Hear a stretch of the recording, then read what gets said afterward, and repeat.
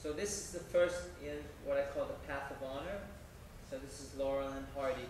And it's not to imitate Laurel and Hardy. It's to understand something of what they found and what they give to us. When I mention the different clowns too, it's never to say to you that you should like them, you know? Just because I'm mentioning them, it doesn't matter whether I like them or I don't like them, but that's also not to say, you know, if I go Laurel and Hardy or I go that you have to like it. That's not my thing, okay? And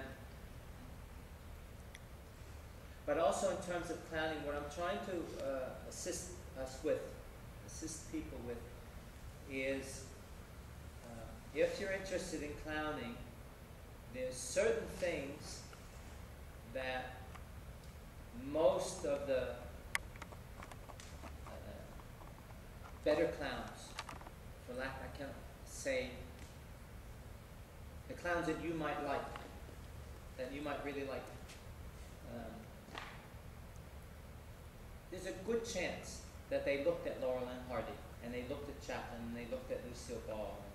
You know, it doesn't start in a vacuum, even though it's a natural thing, or an archetype in the human. Okay?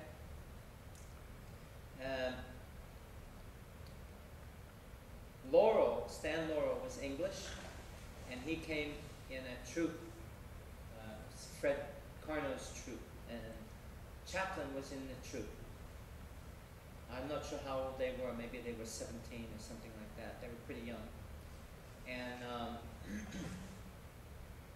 Chaplin had learned from his parents, who were entertainers, and more from his mother, because she was around longer. And he'd be in the wings watching her, and he was learning dance, and his mother was a singer, comic singer.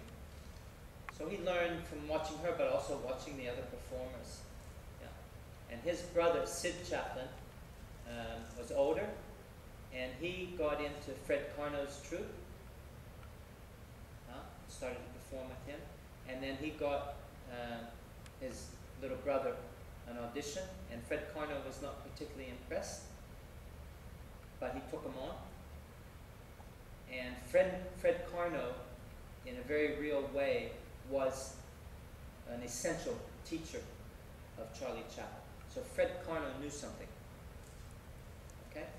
But Chaplin had a few teachers, and also he had his own gift and his own genius, his own karma. Right? And him and Chaplin and Laurel, Stan Laurel, were roommates when they toured in America. Yeah? So it's just interesting that they both had the same teacher, and we see what they accomplished. For example, yeah. So Fred Carnot's thing was that to do the type of performing, type of theater he was creating, the essence was to run, tumble, and fall. And that was the precursor to the Keystone Cops. Yeah. So when we think of clown and slapstick, I'm just talking a little bit, just giving you a little bit of a snippet of history.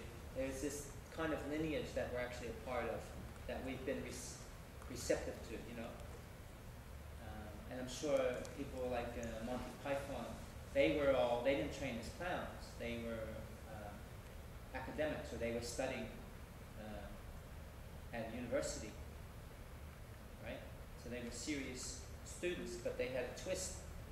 And it's through the uni reviews and things they found each other and found their humor. But I would be pretty sure that they were also inspired by Laurel and Hardy, or Keaton, or Chaplin, etc. And there were English comics around at the time, like Max Wall, very important figure in English clowning.